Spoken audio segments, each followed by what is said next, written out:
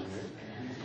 My name is Tamika Hobbs, and I'm the Program and Education Manager here at the Library of Virginia. And I want to thank you so much for being out with us today for the next installment in our book talk series. We are here joined by Katherine Bassard, ECU professor, who will be talking to us about her new book, Transforming Scriptures. Very glad to have her here. While I have your attention, I'd like to make a few announcements about some upcoming programs that we have here at the library. This month, February, as you know, is African American History Month, and actually this talk is one of a series of events that we have in observance of this occasion. And our final event is actually taking place a week from today. Next Thursday, February 25th, we will have our annual African American Trailblazers in Virginia History ceremony and reception. Some of you may have seen out in the hall before you came into this room the traveling exhibition from our 2010 Trailblazers program.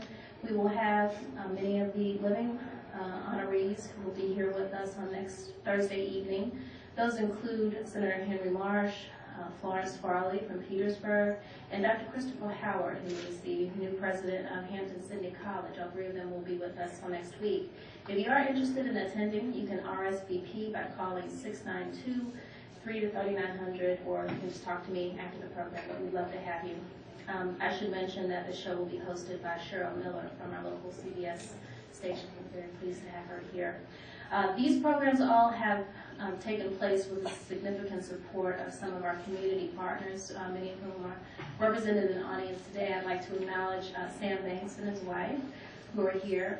They're with the VMFA Friends of African and African American Art. Also from VMFA, the Community Affairs Office has helped us to bring these programs together. In addition to VMFA, we've been blessed with the support of the Virginia Black History Museum and Cultural Center.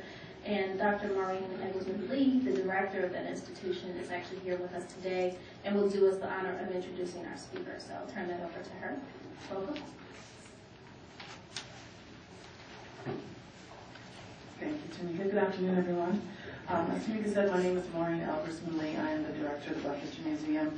The Black History Museum is proud to be one of the sponsors having support the programming of the Library of Virginia this month. And if I can make a little plug, tomorrow evening, due to the wonderful weather we've been having, we had to reschedule. So tomorrow evening is the opening reception for our major temporary exhibit. It's called Take Our Stand, the African American Military Experience in the Age of Jim Crow. It's partnered with the American Civil War Center at Historic Tredegar. Again, originally scheduled for the first Friday of February, but due to that great storm, it's now tomorrow. So, and I checked the weather, this weather's going to hold for another 24 hours. So if you're all available, we'd love to see you at the Black History Museum. The exhibit is up through May the 29th. But my distinct pleasure now is to introduce the guest speaker today, Dr. Katherine Bassard. Dr. Bassard is an associate professor of English at Virginia Commonwealth University, where she's also the director of the Master of Arts program in English. Dr. Bassard holds a BA from Wake Forest University, an MA from VCU, and a PhD from Rutgers University. Her specialty is African American literature. Dr. Nellie McKay, and in the literature field, you know the name Dr. Nellie McKay. Is a great name. She's one of the pioneering scholars of African American women's literature. Dr. McKay had this to say of Dr. Bassard's 1999 book, Spiritual Interrogations, Culture, Gender, and Community in Early African American Women's Writing. Dr. McKay acclaimed the work an excellent example of the coming of age of African American literary studies and the assurance that the torch passed into the capable hands of a new generation. That's quite a statement. Well deserved. For her work in her new book, Transforming Scriptures, African American Women Writers in the Bible, Dr. Bassard is described by Valerie Smith, Woodrow Wilson Professor of Literature at Princeton University, as an astute literary critic, biblical scholar, and feminist theorist who here interweaves diverse methodologies to produce a landmark and field-defining work of scholarship. Ladies and gentlemen, please help me welcome Dr. Katherine Bassard.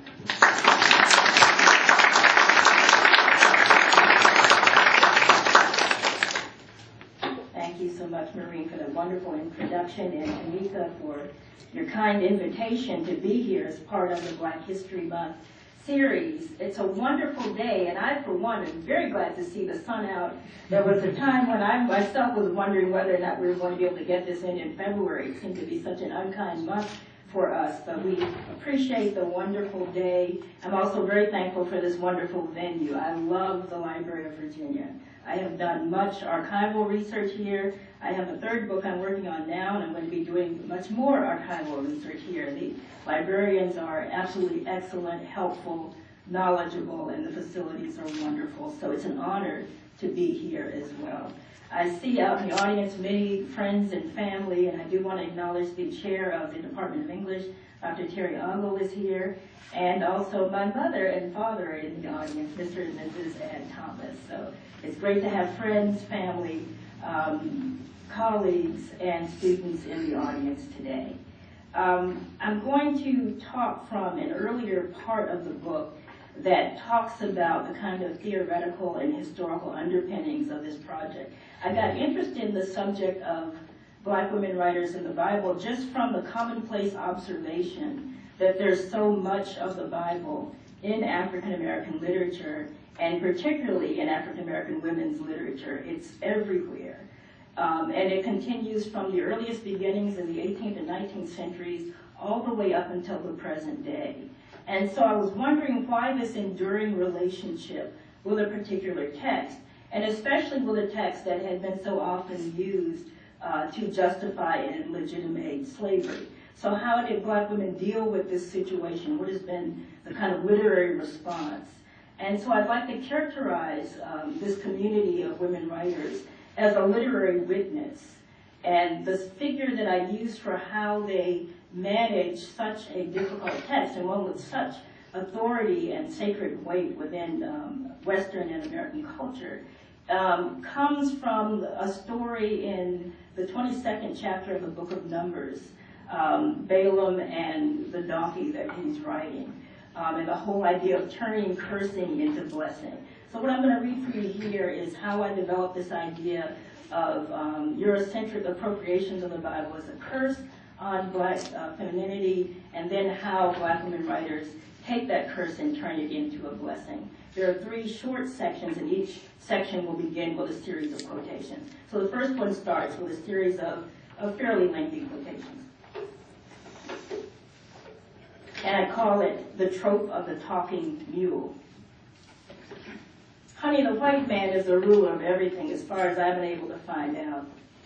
Maybe it's someplace way off in the ocean where the black man is in power, but we don't know nothing but what we see.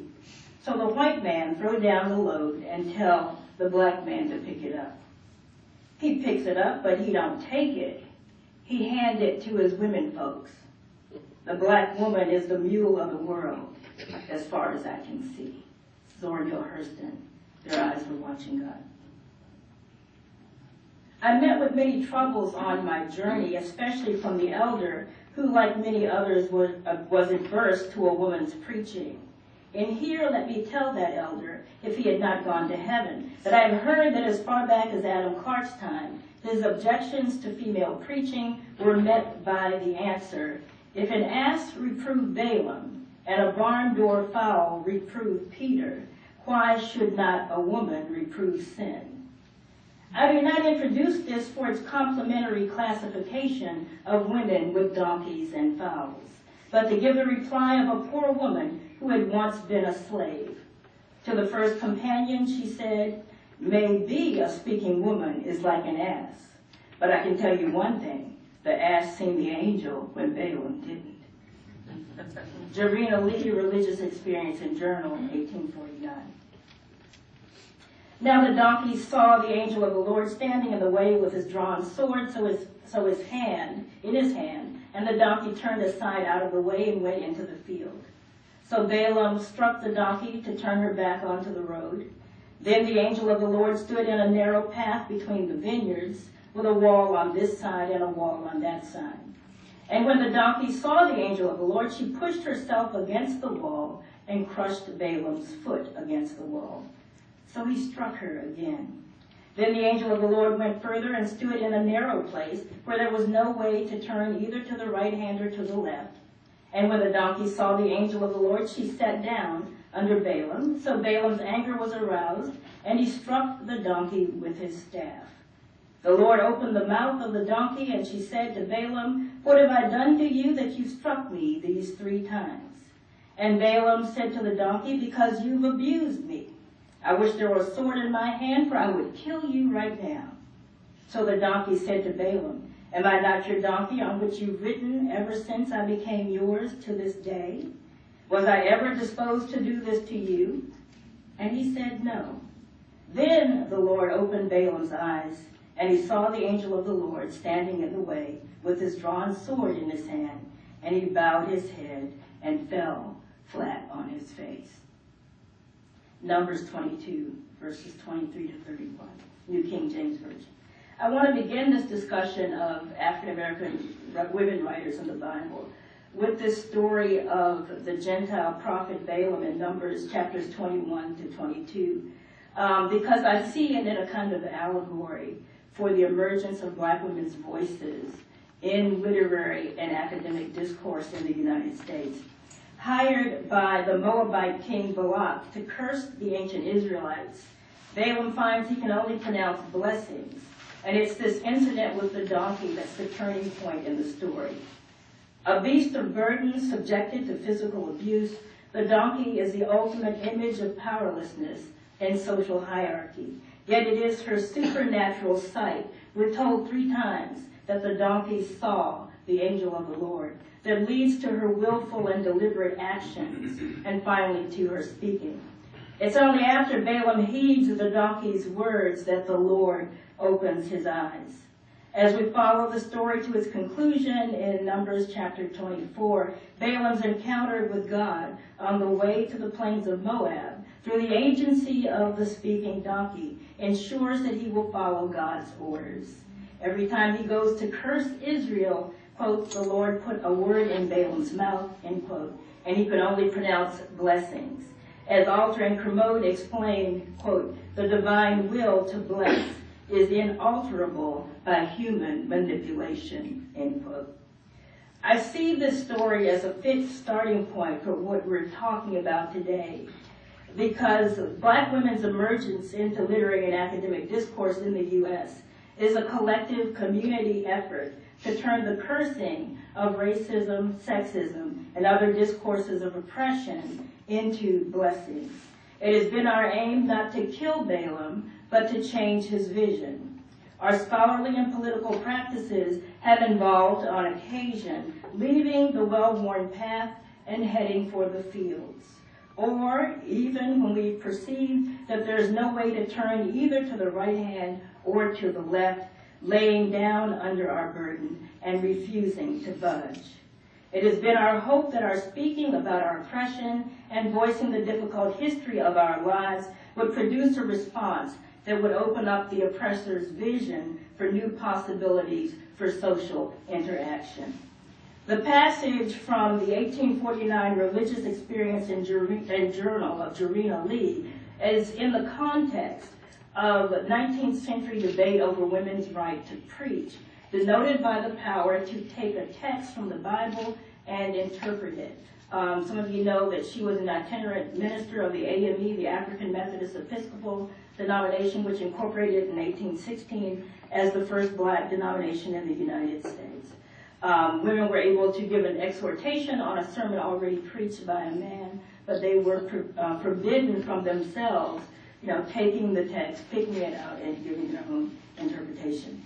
In introducing this passage from Numbers, Lee notes that she does not include this story, quote, for its complementary classification of women with donkeys and fowls, but to give the reply of a poor woman who had once been a slave, end quote. The biblical text has been reinterpreted then by a black woman who has experienced firsthand the donkey's plight through her own experience of slavery. Therefore, Lee opens a space in her text for the voice of one who had previously been silent. Maybe a speaking woman is like an ass, the woman says, but I can tell you one thing, the ass seen the angel when Balaam didn't. Not only has Lee, a licensed exhorter in the AME Church, assumed the right to interpret the Bible, but she extends that right to the unnamed woman in her journal. For these women, it was not the condition of the donkey as a beast of burden that was central to the story, but that it seen the angel. As William Andrews, Kimberly Ray Connor, Joyce Lynn Moody, and others have argued, this appeal to a special vision or insight is a key component to Black women's spiritual narratives and serves as the foundation for later poets and novelists. Indeed, nearly a century later, the story is alluded to, I think, in the familiar passage from Hurston's Their Eyes Were Watching God in 1937. The metaphor of the mule resonates strongly with the story of Numbers 22, in which the donkey represents the position of the socially disenfranchised, and I would not be surprised if Hurston, who was intimately familiar with the Bible, had this story in mind. Again, sight is the basis for Natty's analysis of power relations of race and gender. We don't know nothing, she says, but what we see. She communicates this to her granddaughter, Janie, the novel's protagonist. Yet even within what appears to be an ironclad hierarchy of power, Natty imagines some place way off in the ocean where things might be different. These references to sight mark Natty as a seer of social discourses of power, even as the novel will later trace the progression from Natty's socially driven insight to Janie's emergence as a seer with an alternative vision whose eyes were watching God. In the Hebrew Bible, the prophet, always a marginal figure, is gifted with both supernatural sight and powerful utterance, as one who speaks what thus saith the Lord. David Lyle Jeffrey elaborates in People of the Book, quote, it is essential to the character of a true Hebrew prophet that he himself has never sought the role as a Nabi, one who is called. The prophet has no prophetic training because none is necessary and none is available. He is not a sorcerer because he deals not so much with secrets or hidden things as with that which has been revealed. He is not a shaman. He is simply and wondrously a mouthpiece and amanuensis, a voice. Now, we obviously have to correct for the gender specificity in Jeffrey's notation. But as voices crying in the wilderness, Black women's consistent turn to scripture for literary material is an attempt to position themselves as inheritors of the prophetic mantle. Nowhere is this more evident than in Black women's insistence of turning the curse of social interpretations of the Bible meant to demean or to limit their identity into blessing. Klaus Westermann notes that the Balaam pericope of Numbers 22 to 24 represents the point in the narrative of the Hebrew Bible where, quote, the originally non-historical or prehistorical concept of blessing is brought into union with history, end quote. It is in this sense that I'm using the terms cursing and blessing as figures for the intersection of language, history, and agency within relations of social power.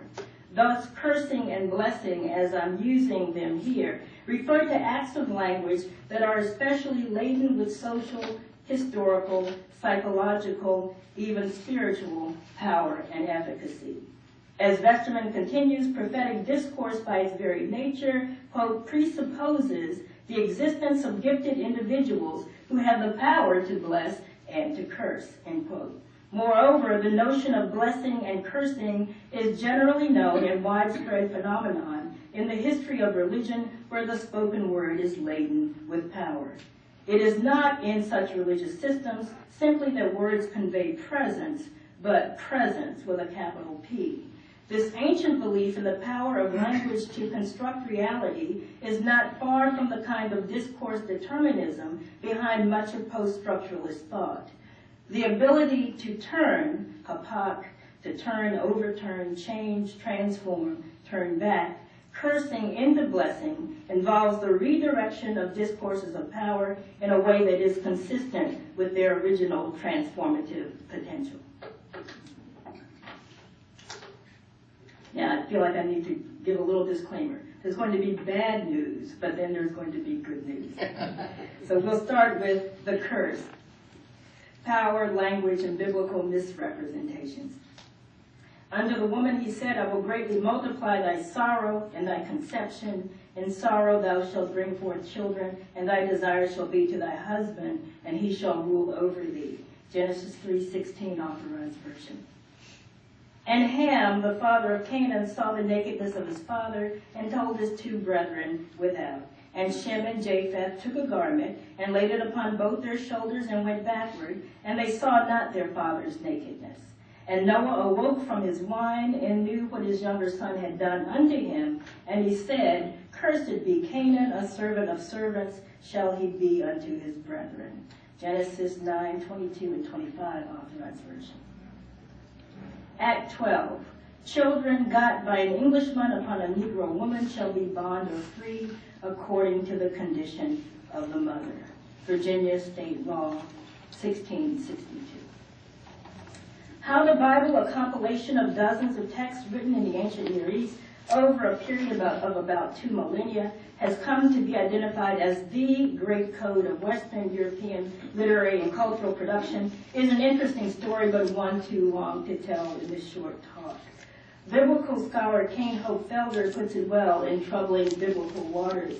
Quote, whatever we may wish to say about the Bible, there is a need for a disciplined skepticism regarding its Western appropriations, end quote. Specifically, the Bible that Euro-American enslavers presented to African Americans, read through Western eyes, was already primed to enact and legitimate certain notions of racial and gender inferiority. European conjuring with the Bible is especially evident with respect to the construction of racial ideology in early modern Europe.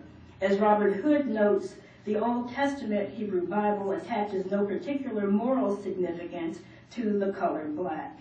Felder agrees. In antiquity, there existed no elaborate ideologies, theories, or definitions of race based on physical features and behavioral patterns. Some of you may have heard of the famous Table of Nations of Genesis 10, where people trace back and try to show that the races were, separately created or come from separate stock. Even there, the differences in the people groups is a difference of land, of language, of other types of cultural product rather than physical characteristics as it is in early modern Europe. As one writer put it, no other verse in the Bible has been so distorted and so disastrously used down through the centuries for the exploitation of Africans and African Americans as Genesis 9:25. At a later point in the book, I developed the whole pro-slavery biblical hermeneutic. And one observer said that pro-slavery forces never go out without this scripture. So this is there. Don't leave home without its scripture. Oddly, one common thread in the three major world religions of Judaism, Christianity, and Islam is this curious interpretation of the Ham-Canaan story. In all three faiths, writes Hood, Africa and its descendants were understood as the progeny of Ham, who bare Noah's curse on Canaan, a slave of slaves shall he be to his brothers, end quote. Second only to the Hamitic curse and importance to European racial ideology was the interpretation based on the story of Cain in Genesis 4, verses 1 through 16, the Bible's first murderer upon whom God places a mark, presumably to spare his life from possible violent retaliation. Although the biblical story as we have it makes no racial claim, Cain and Abel at this point in the narrative are the only sons of a newly fallen Adam and Eve. The mark of Cain became associated with blackness, first in early rabbinic writings and in European Christian discourse, at least as early as the 12th century. In some cases, a black Cain has been linked to the Ham-Canaan story by having Ham marry a daughter of Cain in an attempt to bridge the obvious continuity problem created by the supposed drowning of all of Cain's descendants in the intervening flood of Genesis 6. Perhaps the oddest of all these ideological constructions was a 19th century new Hamite view that attempted to write African black people out of the Bible altogether, declaring that, quote, there is no black, especially Negro, presence in the Old Testament, end quote. In the case of African American women under slavery, upon whom a gendered subjectivity was simultaneously conferred and denied, the curse pronounced on Eve in the garden is almost prophetic. In sorrow shall you bring forth children. After the serpent's temptation and the eating of the fruit of the tree of the knowledge of good and evil, God pronounced a curse alternately on the serpent, Eve, and then Adam. This cursing of humanity is deeply gendered, as Adam's curse is in the area of production. Cursed is the ground for thy sake. Thorns and thistles shall it bring forth to thee. In the sweat of thy face shalt thou eat bread. Genesis 3:17-19. While Eve's curse is in the area of reproduction. In sorrow thou shalt bring forth children, and thy desire shall be to thy husband, and he shall rule over thee. Genesis 3:16. For enslaved African American women, the curse of reproduction goes beyond the physical pain of childbirth and is directly related to the economies of slavery, in which their labor is doubly inscribed. In this sense, they bore the curse of both Adam and Eve. The idea of a double curse resonates with the theology of the double fall in racialized American religion, which was used to solve the central dilemma of the curse of Ham ideology. If all people descended from Adam and Eve and were therefore brothers and sisters, then how could whites enslave blacks, especially black Christians? And this really did cause a huge theological dilemma. So much so that by the 1850s, you will see a shift in post-slavery discourse from a biblical or religious justification for slavery to a scientific one. And they will begin to argue what's known as polygenesis. That is, they'll start to contradict the book of Genesis and actually say, well, the races were created in absolutely separate creation, so that they would get around the whole brotherhood of man ideology of the anti-slavery forces. When we remember the fact that black enslaved women bore both the curse of Adam and Eve, they can be described as suffering a triple fall, as ideologies of difference morph into the law known as partus sequitur ventrum, the decree that the child shall follow the condition of the mother. The figures of Adam, Ham, and Eve collapse onto the enslaved black female body. The legal manifestation of the cursing of black womanhood appeared as the 17th century Virginia law. The insidiousness of this intergenerational cursing was that it not only assigned to African American women a cursed or inferior legal status, but it determined that they would pass on that legal and social inferiority to their offspring. In the terminology of Orlando Patterson, black women became responsible for the social death of their children.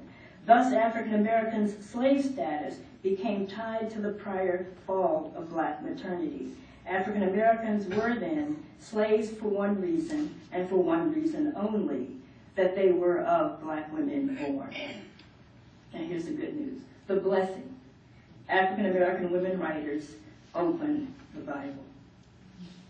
But the phenomenon is no different, from which by the mere recoil of a butt brings to light, comely as the shulamite, honest as the dew, the negress adorned for the wedding, and the poor woman ready for the auction block. Jacques Lacan, The Agency of the Letter in the Unconscious. I am black but comely, O you daughters of Jerusalem, as the tents of Kedar, as the curtains of Solomon. Look not upon me, because the sun hath looked upon me. My mother's children were angry with me. They made me the keeper of the vineyards, but my own vineyard I have not kept. Song of Songs 1:5-6, Authorized Version. In White Women's Christ, Black Women's Jesus, theologian Jacqueline Grant has noted that black people have opened the Bible wider than others. And it's this ability to see beyond the types of oppressive readings I've outlined above that leads to the prophetic act of blessing, or barak, for self and community empowerment in black women's literature. Westermann defines the ancient Hebraic concept of blessing as the power which, quote, lets the soul grow and prosper so that it can maintain itself and do its work in the world, end quote. What is significant about the Hebrew concept of blessing, and by extension cursing, is that it extends beyond the individual to the social and communal realms. It is, in Westermann's words, both internal and external. Derived from ancient understandings of the power of fertility, the meaning of barak unfolds in the patriarchal narratives of Genesis and is the main motif in the Abraham cycle of stories, where blessing is identified with the survival of the family. It also extends to the power of fruitfulness in the widest possible sense and the power to defeat one's enemies. Westermann notes that the power of blessing has spiritual as well as physical effects and is related to the wisdom tradition of the Hebrew Bible. And many of you know that the Song of Songs is a part of the wisdom books, of the wisdom tradition. Significantly, blessing and cursing as acts of language are interpersonal. Quote, the act of blessing means imparting a vital power to another person. The one who blesses gives the other person something of his own soul, end quote. In ancient Hebrew culture, he writes, interpersonal relations are not possible without blessing. When people meet, they bless each other. In the New Testament, the concept of blessing extends to God's saving deeds in Christ. Thus, the language of blessing inhabits a semantic domain best summed up in the word shalom. Second to the talking mule trope is the shulamite of the Song of Songs. Chapter 1, verse 5, I am black but comely. The Septuagint, the Greek translation of the Hebrew Bible, completed about 200 BC, and the scriptures at the time of Jesus translated the verse, I am black and beautiful. Centuries later, the Latin Vulgate translator Jerome rendered the verse, I am black but comely, and the authorized version followed the Vulgate. Now, the issue is that the Hebrew conjunction vav can be translated either but or and. And so you see the interesting slippage here, the way it's been translated over and over. Modern translations, including the NIV, New King James, the NASB, all translate the conjunction yet. The Living Bible says but beautiful, and the New Revised Standard Version says black and beautiful. Interestingly enough, the African American Heritage Bible, which came out, I want to say, kind of in the 1990s, uses the authorized version's rendering, black but comely, but then it puts a little head note before it saying, I am black and beautiful. So I think they're trying to hedge their bets. In interpretations by the early church fathers, the verse did not have racial significance. Origen read the Shulamite allegorically as a figure for the Gentile church and associated blackness with Christ himself. Luther considered the but to refer to the contrast between the tents of Kedar and the tents of the courts that are referenced later in the psalm.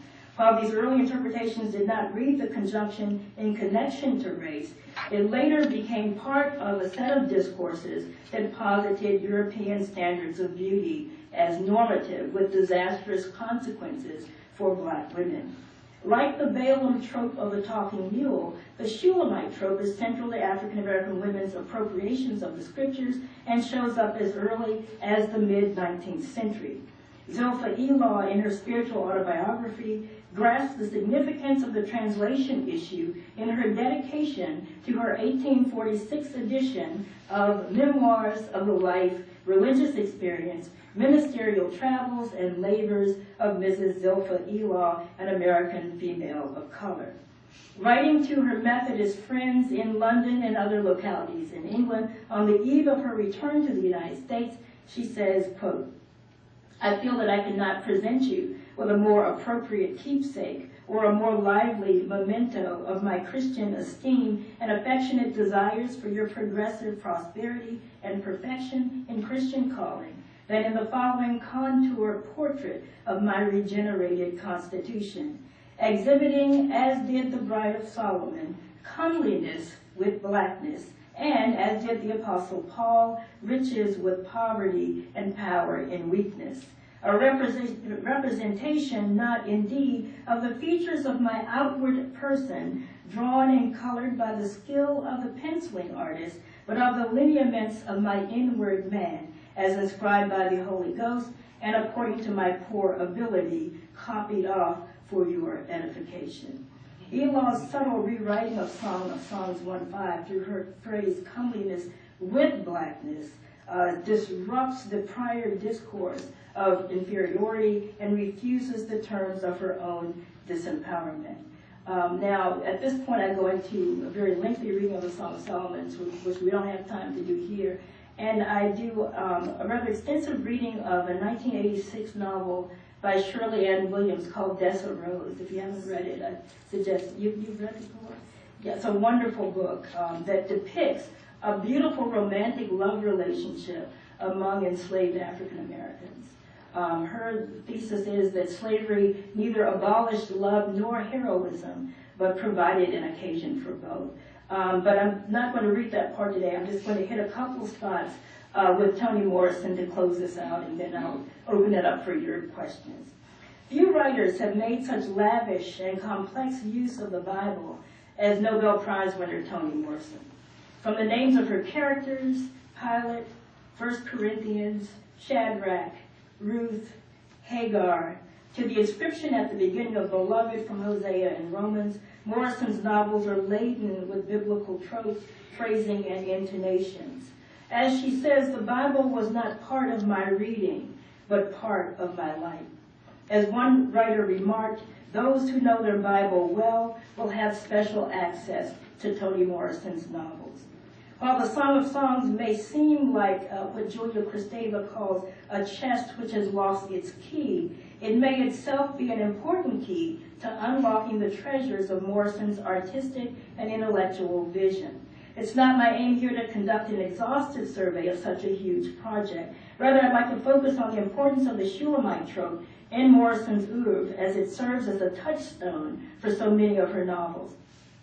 In Through a Glass Darkly, Judy Pocock reads Morrison's 1977 novel, Song of Solomon, in light of its biblical predecessor, especially through Morrison's use of biblical names and typology.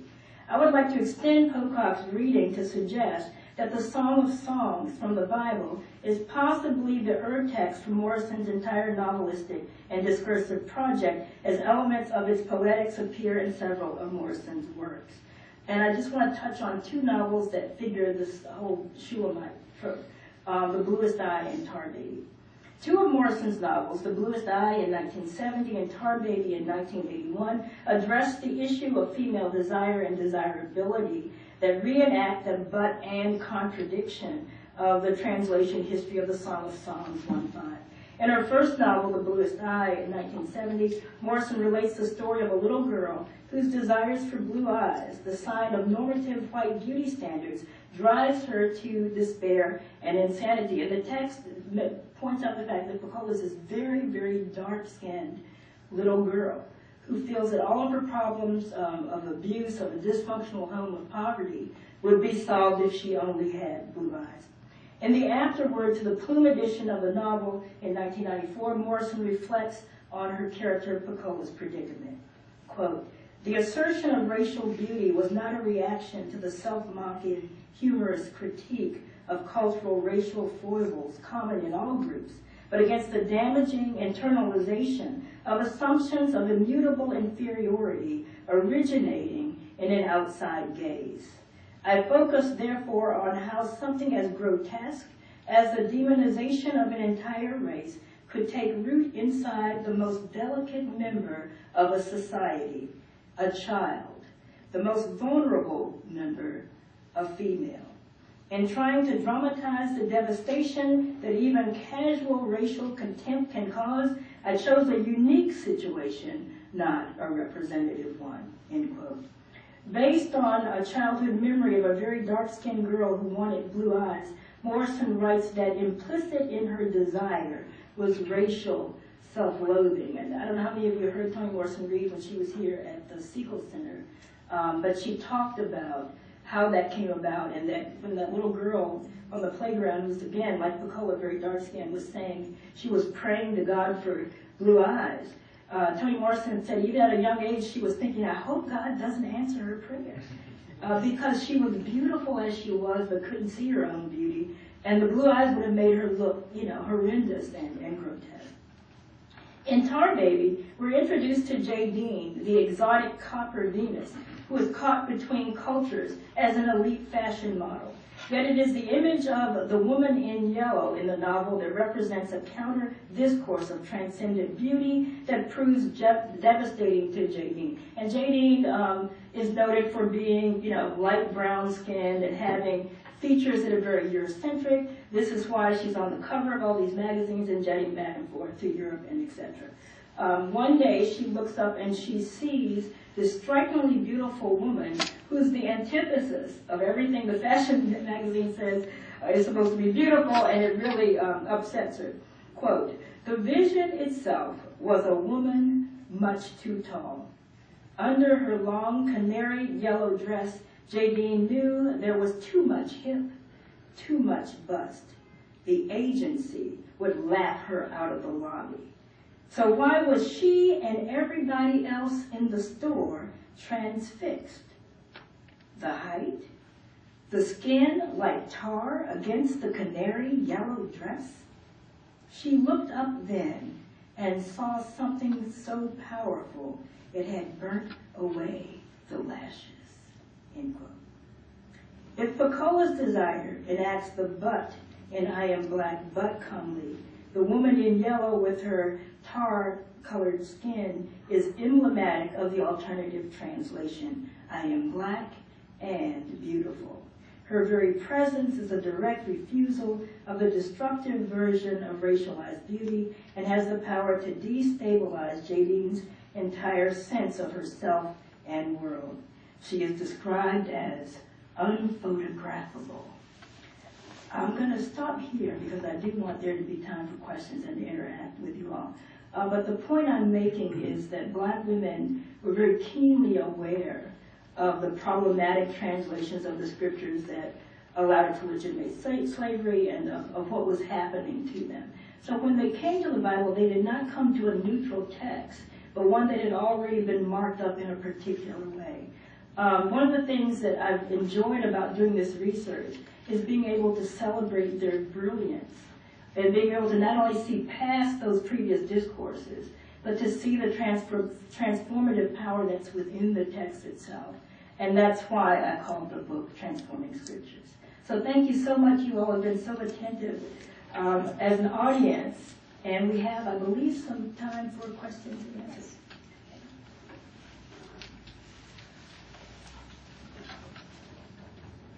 I hope it's a good silence and not a bad. Do you have a mic? Yes. Can you hear?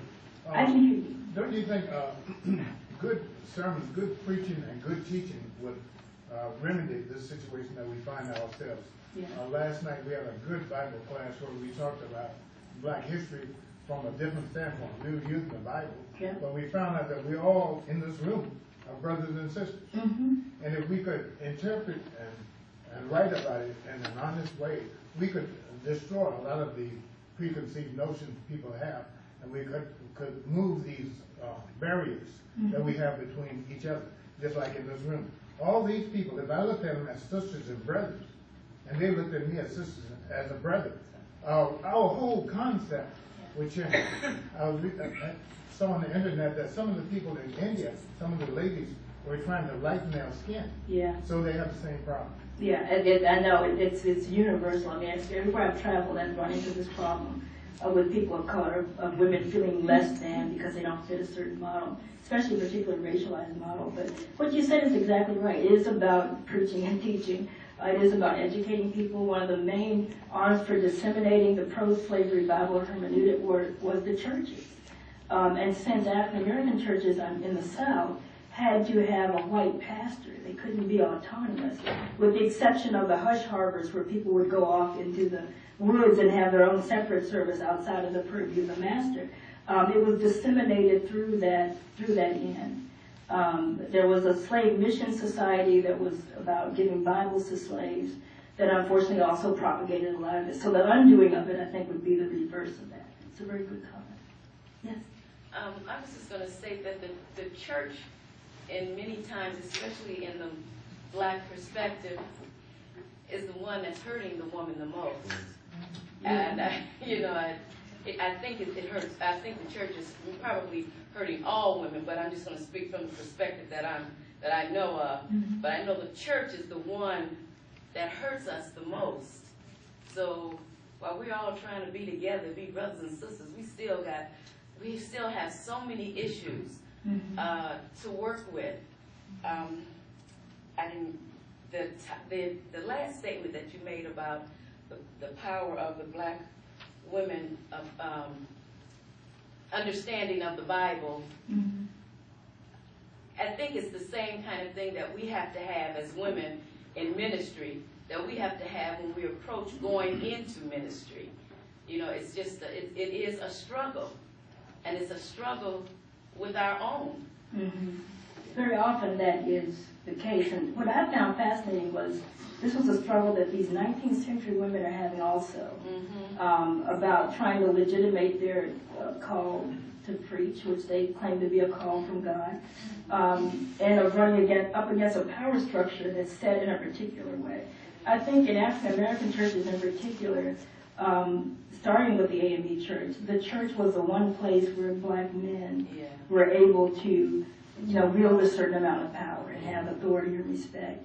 And so that still has not yielded completely. They're still just kind of trying to hold on to that.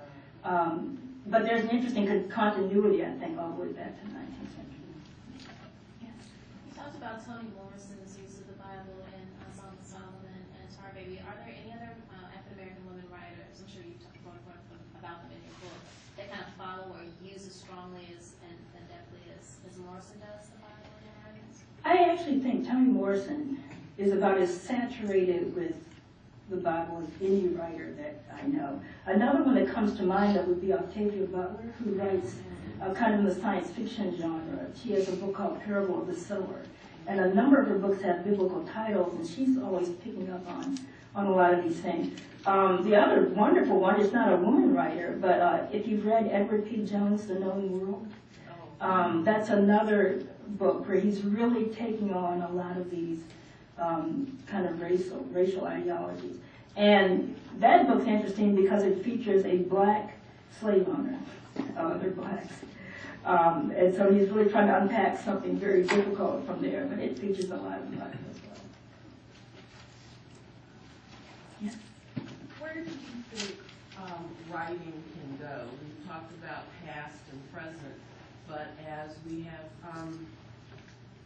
opportunities for people that want to do writings that can begin to unpack and break some of these chains, just like Toni Morrison maybe has done some things within her own time. What can you envision that could take hold that is a sense of greater liberation for black women in some ways that can help to, as a touchstone, as what the woman had talked about in terms of, how the church represses us.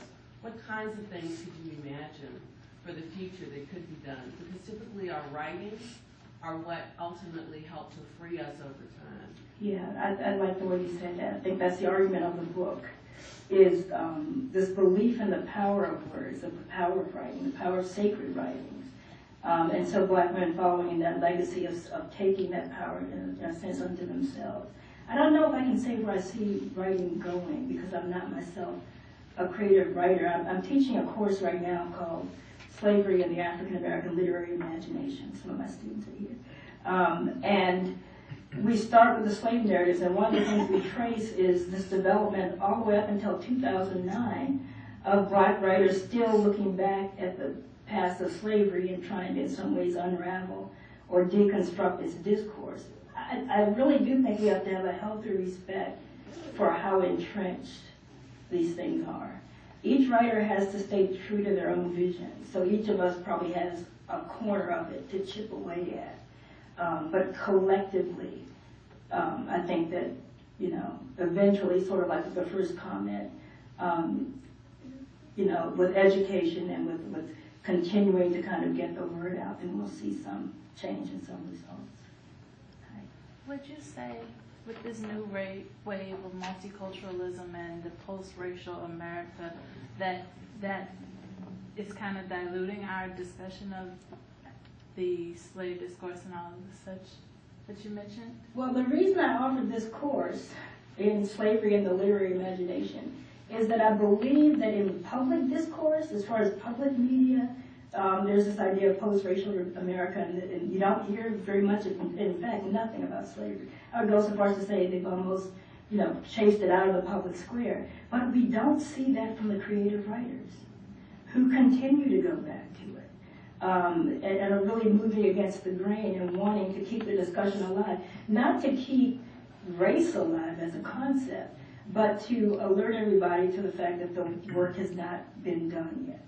There's been victory, but the battle's not won yet. I would say the same thing for women.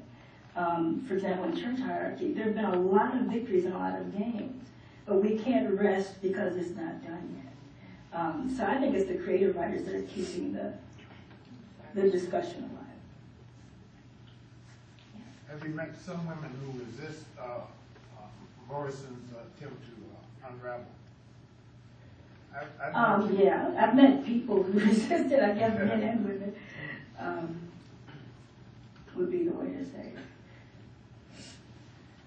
Yes. I don't know. I feel I ought to know the answer to this. It's probably well known. I just don't know it. What did Toni Morrison think about James Baldwin?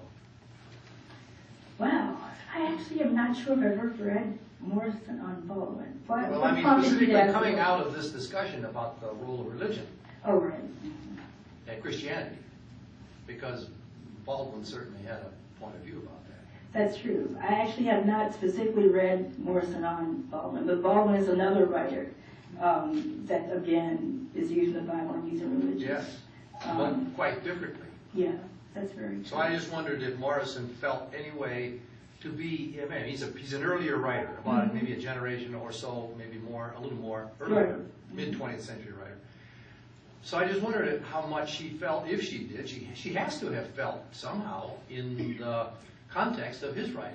Yeah, I was So I just imagining wondered what that might be. You've stumped me, and I will rush back to my office and that's look the it reason up. I thought- But it's a good point, though, that you're raising, because Toni Morrison, before she started writing, was an editor at Random House for something like 20 years. In fact, she didn't start really writing until she was 40, which is very late in the game. So she was exposed to a variety of African American writing.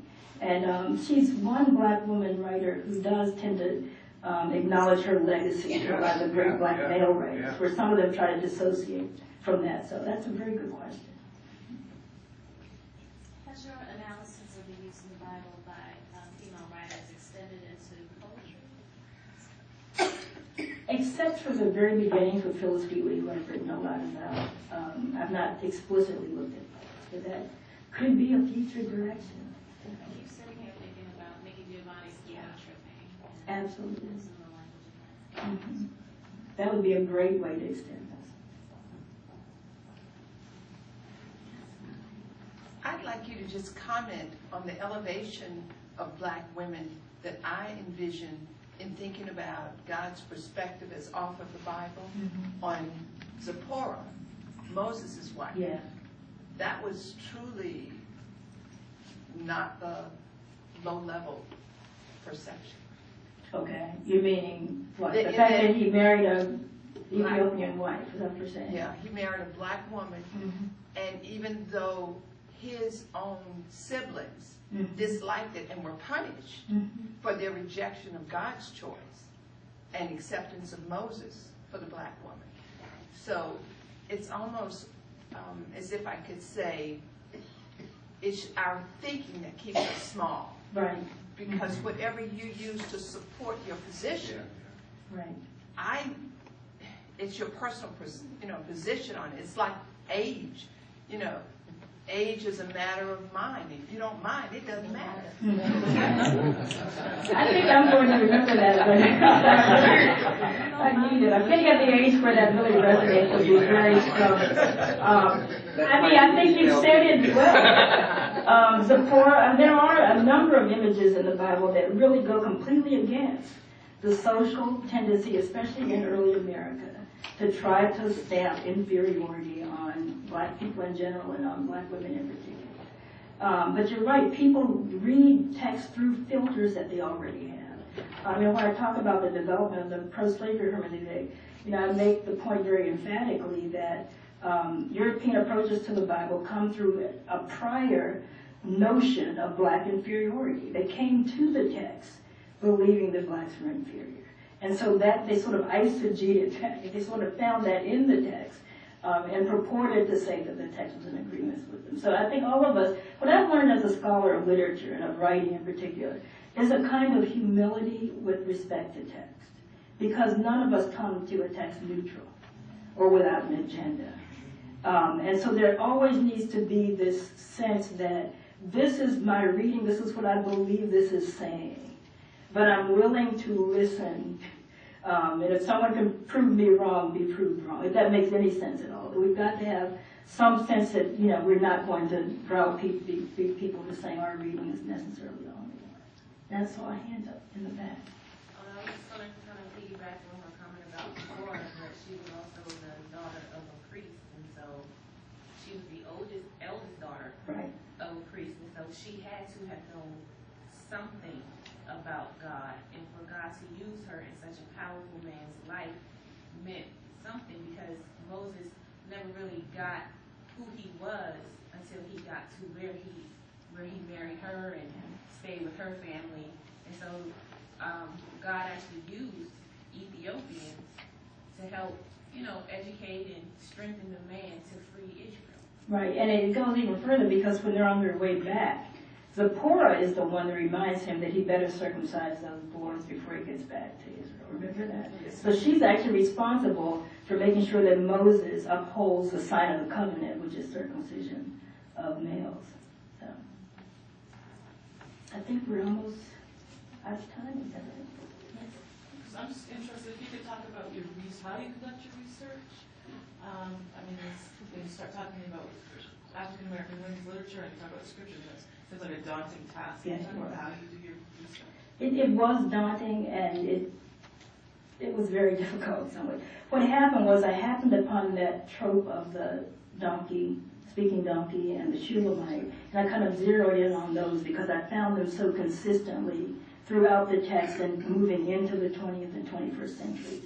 So that kind of narrowed it down some, but I don't pretend to have scratched the surface of what I would like to have done. At some point, though, we have to let go of our ideal book, and we have to deal with the book that is. So thankfully, I reached that point where I could have been writing on this forever. The book I'm working on now is Race, Region, and Religion in African American Literature, where I'm looking at images of Virginia in African American literature. And that one is going to be much more seriously archival. So you will see me in your tribute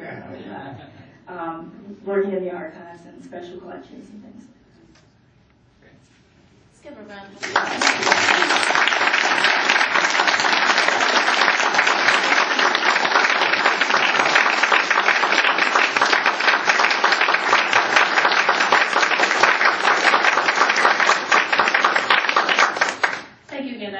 I thoroughly stimulated and interesting talk, and thanks to all of you for being here. That concludes our program for today. If you are interested in purchasing a copy of the book, we're actually going to be selling those in the Virginia shop. If you cross the lobby, and you could go out the door and miss it, but there's a couple of glass doors on the side.